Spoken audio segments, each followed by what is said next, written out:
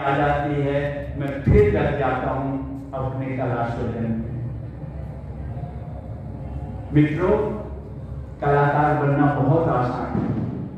कलाकार बनना बहुत आसान है। मेरे घर का 6th क्लास का बच्चा या बच्ची पेंटिंग करती है, हम उसको भी कलाकार कह देते हैं, बड़ी अच्छी बात है।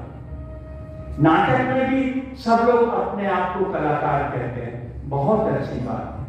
पर कलाकार से भी ऊपर एक स्थान होता है कला साधक। एक शब्द है कला साधक। अगर आप कला की आराधना साधक होकर करते हैं, वो ज्यादा महत्वपूर्ण है बनस्पत कलाकार बनके जीने के। अक्सर भारतीय कला परंपरा को ये तोहमत लगाई जाती है कि ये बड़ा परंपरा, भारतीय कला बड़ी परंपरावादी कला है। बात बहुत छोटी सी है, सचमुच हम परंपरावादी हैं। लोगों ने परंपरा को रिजिडनेस से जोड़ दिया, संकीर्णता से जोड़ दिया, उस मानसिकता से जोड़ दिया कि अरे ये तो परंपरावादी है। पर मित्रों, परंपरा का सही अर्थ है जो अब तक हमने परम की प्राप्ति की है उससे परे। जो अब तक हमने अपनी साधना में परम की प्राप्ति की है उससे परे, वो परंपरा है भारतीय संदर्भ में। अगर हम देखें तो रविन्द्रनाथ टैगोर का साहित्य परंपरा से आगे की कड़ी है। प्रेमचंद की कहानियां परंपरा है, पर परंपरा से आगे है। आचार्य रमण और अरविंदो का दर्शन समय सापेक्ष होते हुए जो समय है उससे आगे का दर्शन किया है। तो भारतीय चिंतन हमेशा परंपरावादी रहा है और आगे की बात करता है, क्योंकि वो मानता है भारतीय दर्शन कि ये बहती हुई धारा है जो निरंतर बहती रहती है, और जब इसमें कलाकार या साहित्यकार अपना कुछ जोड़ता है तो ये धारा और प्रवाहमान हो जाती है।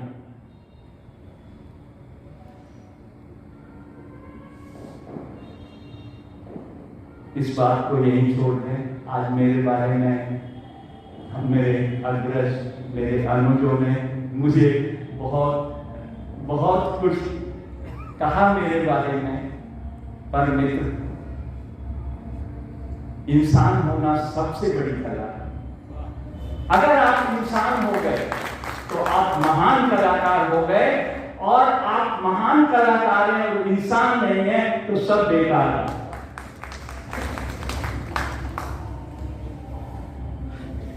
प्यार बांट के चलो, इतनी अच्छी लाइन है। ऐसी कुछ अच्छी बातें बड़ों से सुनी थी, किताबों में पढ़ी थी।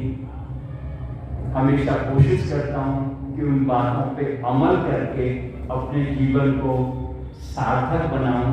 और मुझे नहीं पता मैं कितना बना पाऊंगा, कितना नहीं बना पाऊंगा, पर मैं अनवरत ईश्वर से यही प्रार्थना करता हूं कि अनवरत काम करता रहूं, समय सापेक्ष काम करूं।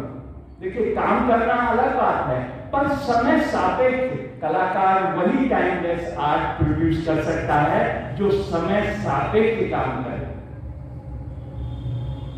साहित्य वही लंबे अरसे तक जिंदा रहता है जो समय सापेक्ष होता है। हम कलाकार, विजुअल आर्टिस्ट या चार्टिस्ट कलाकार इस परंपरा को मानते हैं। और दूसरा और है कला के साथ, क्योंकि साहित्य और कला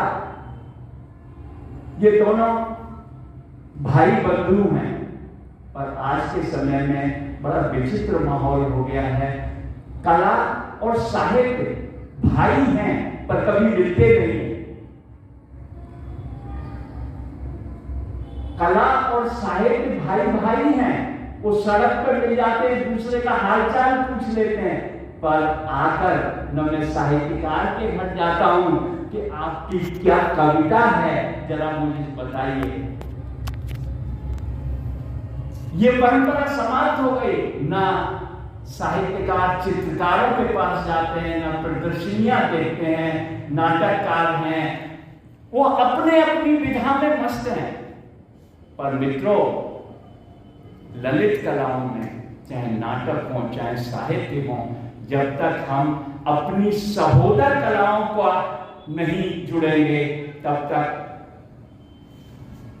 कला में वो बात पैदा करना बहुत मुश्किल है।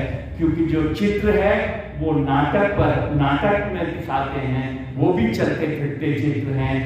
और साहित्य में भी